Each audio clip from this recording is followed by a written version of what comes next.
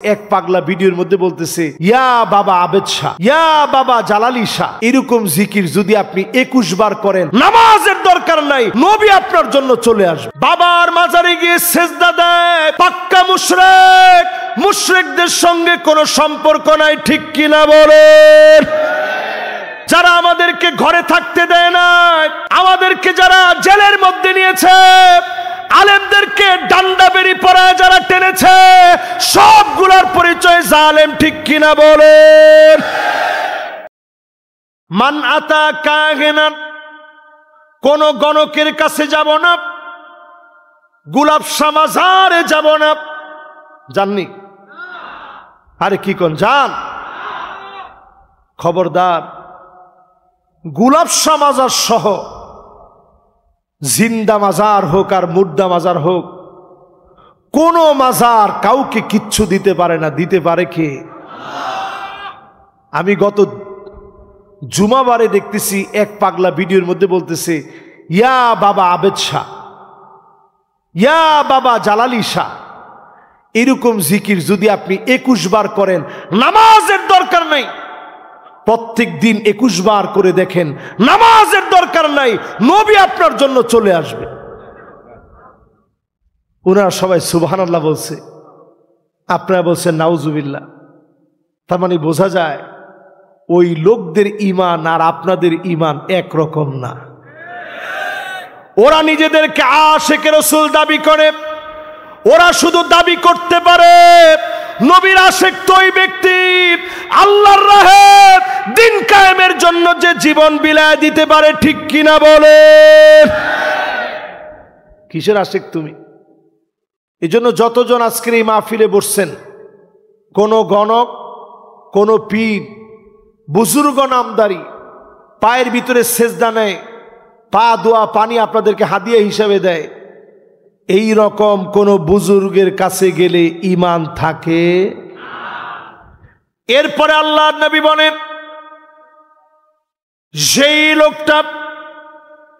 যেই লোকটা মাল্লাম ইয়ারিফ লিআলিমিনা হাক্কাহু ফালাইসা মিন্না, আলেমের হক জানে না, ওই লোকটা সব হতে পারে, নবীর উম্মত হতে পারে না, ঠিক কিনা বলেন? আমরা দেখেছি কিছু কিছু লোক বাংলাদেশে ছিল 70-80 রাকাত তাহাজ্জুদের নামাজও নাকি পড়ছে। আরে কথা কয় না? এরকম বুজুর্গদেরকে এখন সবাই খুঁজতেছে, কিন্তু কেউ খুঁজে পায় না। এইরকম বুজুর্গ ব্যক্তিদেরকে আমি শোনায় দিচ্ছি, আল্লাহর নবী বলছেন, যে লোক আলেমের হক দিতে জানে না, সে তাহাজ্জুদের দাবি করতে পারে, ক্ষমতার দাবি করতে পারে, জায়নামাজের দাবি করতে পারে, নামাজের দাবি করতে পারে, ওই লোকটা মুমিন হতে পারে না। এজন্য আলেমদেরকে সম্মান দেন। যতজন আলেম এই মাহফিলে বসছেন, যারা আলেমদেরকে মহব্বত করেন, এই মাহফিল থেকে সিদ্ধান্ত নেন, আলেমদেরকে দিন আলেমদের কাছ থেকে সুন্দর করে বুঝবেন, আলেমদেরকে সম্মান দিবেন। যারা আলেমদেরকে মিথ্যা তহমত দিয়ে অজুহাত দেখায় দিনের পর দিন জেলের মধ্যে রেখেছে, তারা সব হতে পারে, নবীর উম্মত হতে পারে না, ঠিক কিনা বলে? এরপরে আল্লাহর নবী বলেন, মাল্লাম ইয়াখুজ শারিবাহু ফালাইসা মিন্না। নবীজির উম্মত দাবি করে, বুদ্ধিজীবী মার্কা মোস রাখে, এরকম লোক আমাদের সমাজে আছে না নাই? আজকে থেকে আর রাখবেন না? আমাদের এখানে আলহামদুলিল্লাহ এরকম বুদ্ধিজীবী একজনও নাই। বুদ্ধিজীবী থাকলেও এই মার্কা মোস নাই। বুদ্ধিজীবী মার্কা পেঁচানো মোস যারা রাখবে, রবিজি বলতেছেন ওই লোকটা আমার দলভুক্ত হতে পারে না। এজন্য সব লোকেরা আজ থেকে আমাদের ডিজাইন হবে, নবী যেইভাবে চলছেন ওইভাবে আমি সুন্নাহ মেনে চলবো, ঠিক কিনা বলে? এরপরে আল্লাহর নবী সতর্ক করে গেলেন, হাদ্দুস সাহির দরবাতুম বিসাইফ। ব্ল্যাক ম্যাজিক যারা করবে, জাদু বান টোনা যারা দিবে, কুফরি কালাম যারা করবে, এদের শাস্তি মৃত্যুদণ্ড। এই কাজ যারা করবে তারা ঈমানদার হতে পারে না। আপন ভাইকে মারার জন্য আপনি তাবিজ করছেন, এই কালো জাদু করছেন, জাদু বান টোনা দিয়েছেন, আপনি ঈমানদার হতে পারেন না। ঈমানদার ব্যক্তি অন্যের ক্ষতি করতে পারে না, ঠিক কিনা বলেন? নবীর উম্মতের কাজ নাই এগুলা। এরপরে আল্লাহর নবীর শাফাতের খেয়াল থাকবে নবীজির 5 শ্রেণীর মানুষের দিকে। কয় শ্রেণী? 1 নম্বরে মান ক্বালা লা ইলাহা ইল্লাল্লাহ খালিসান মিন কলবিহি আও নাফসিহি, মন থেকে যারা কালেমা পড়বে, আল্লাহর নবী সেদিন খুঁজবে তোমরা কারা মন থেকে কালেমা পড়েছিলা, কালেমার জন্য পরীক্ষা দিয়েছ, ঈমানের পথ সারণী। ওই লোকগুলাকে নবীজি শাফাত করবে। দলে দলে যিনি জান্নাতি বানায় দিবেন তিনি কে? 2 নম্বরে, একটু আগে যে আজান হলো, আজানের সময় দেখেন আমি মাহফিল থামাই দিস, এরপরে সাথে সাথে আবার দোয়াও পড়ছি। আল্লাহর নবী বলেন হাল্লাত লাহু শাফাতি, আজানের দোয়া যারা পড়বে আমি নবীর জন্য আবশ্যক হবে আমি যেন তার জন্য শাফাত করি। আল্লাহর নবী যদি অবশ্যই শাফাত করে, অবশ্যই যিনি মাফ করে দিবেন তিনি কে?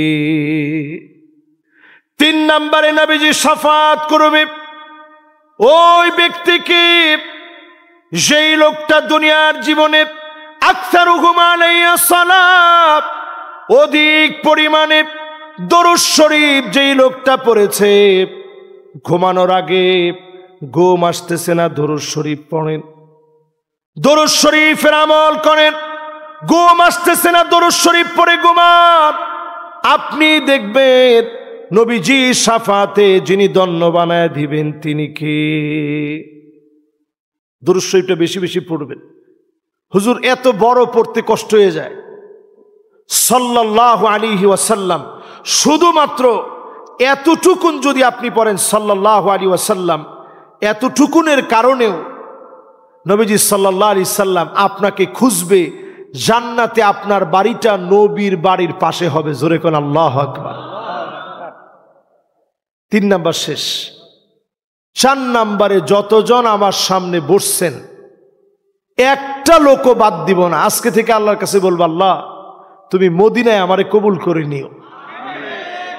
আমি যতবার মদিনায় গেছি আমাদের প্রিয় আল্লামার স্বপ্ন ছিল শেষবারের জন্য একটা বারও যদি আল্লাহর ঘরটা দেখে আসতে পারে। আরেকটা স্বপ্ন ছিল একটু যদি একটা বার আপনাদেরকে নিয়ে কথা বলে যেতে পারত। এই জন্য শেষ স্বপ্ন মদিনার জন্য তামান্না রাখবেন। রসুল বলতেছে আনা শাহিদুল্লাহু, আমি নবী আল্লাহর কাছে সাক্ষী দিব এই লোকটা আমারে বড় ভালোবাসতো। জোরে কোন আল্লাহু আকবার। 5 নম্বরে শাফাতি লি আহলিল কাবাইর মিন উম্মতি, উম্মতের গুনাহগারদের জন্য নবীজি শাফাত করবে। নবীর শাফাতে উম্মতদেরকে যিনি মাফ করে দিবেন তিনি কে? 5টা বিষয় সাবধান করে দিয়ে যাই, নবী এদেরকে কিয়ামতের দিন চিনবে না। 1 নম্বরে জালেম, বলেন কি? আরো জোরে। যারা আমাদেরকে ঘরে থাকতে দেয় না, আমাদেরকে যারা জেলের মধ্যে নিয়েছে, আলেমদেরকে ডান্ডা বেরি পরায় যারা টেনেছে, সবগুলার পরিচয় জালেম, ঠিক কিনা বলেন? 2 নাম্বার, নবীজি কারে চিনবে না, জানবে না, পরিচয় দিবে না। কুল্লু খালিন মারিক, নিরপরাধ মানুষকে অপরাধী সাজাইছে। এই রকম মানুষ সারা দুনিয়ায় থাকলেও বাংলাদেশে নাই। আরে কি বলেন? মদিনা সনদ দিয়ে যারা রাষ্ট্র চালাইছে এদের মধ্যে এরকমও লোক দেখছি কবরে চলে গেছে, তার নামে 27টা মামলা হয়েছে, 3টা হইলে 30টা পুরা হবে। এরকম লোক ছিল কি ছিল না? নবীজি এদেরকে কিয়ামতের দিন চিনবে না। কিছু হইলেই যে আপনি কন হুজুর অসুবিধা নেই, যা কর কইতে থাকেন, নবীজি শাফাত করবে, চেলচেলায় আল্লাহর জান্নাতে চলে যাব। এই চেলচেলায় যাওয়ার সিস্টেম নাই। নবীজি সেদিন এদেরকে চিনবে না, ডাকবে না। 3 নম্বরে বিদআতি, সাহিবুল বিদআত, বিদআত যারা করবে, বিদআতকে প্রশ্রয় দিবে, আল্লাহ নবী তাদেরকে চিনবে না। 4 নম্বরে মুশরিক যারা প্রতিনিয়ত শিরিক করে, বাবার মাজারে গিয়ে সেজদা দেয়, পাক্কা মুশরিক, মুশরিকদের সঙ্গে কোনো সম্পর্ক নাই, ঠিক কিনা বলেন? এরকম মুশরিক আমাদের বাংলাদেশে এখনো আমরা পাচ্ছি, দেখতেছি, যারা বলতেছে ইয়া জালালি, ইয়া জালালি, ইয়া বাবা আবেদ শাহ, এই নাম বললে নাকি নবীজি আপনার জন্য চলে আসবে। জোরে কর নাউজুবিল্লাহ। এগুলা কোন দরজার মুশরিক একটু চিন্তা করে, নামাজের দরকার নেই। এই রকম মুশরিকদেরকে নবীজি শাফাত করবে না। 5 নাম্বার শেষ কথা বলি, মাইয়ুকাযযিবু বিশ-শাফাআত, যেই লোকটা শাফাতকে মিথ্যা মনে করবে, আল্লাহর নবী তাকে শাফাত করবে না। অন্য সব লোকদেরকে আল্লাহর নবী শাফাত করবে। নবীজি শাফাতের কারণে যিনি মাফ করে জান্নাতি বানায় দিবেন তিনি কে?